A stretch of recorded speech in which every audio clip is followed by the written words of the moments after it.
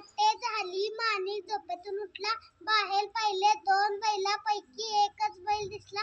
माणिकने बायकोला हाक मारली. दोघांनी सगळीकडे बैलाचा शोध घेतला, पण बैल सापडला नाही. दुसरा बैल चोरीला गेला होता. माणिक व हिलाबाई बैल बाजारात गेले. हिलाबाई ओरडली, "अहो, हा पहा आपला बैल. चोर सापडला."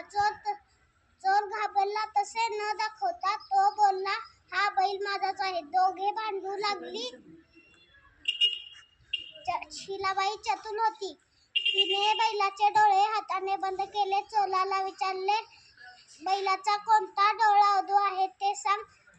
बरोबर सांगितले तर बैल तुझा. अगोदर चोराने उजवा मग डावा असे सांगितले. हिलाबाईने हात बाजूला केला. बैलाचा कोणताही डोळा अधू नाही असे दिसले. चोराला पकडले. पोलीस आले, घेऊन गेले. माणिक व माणिकची बायको आनंदाने घरी गेली.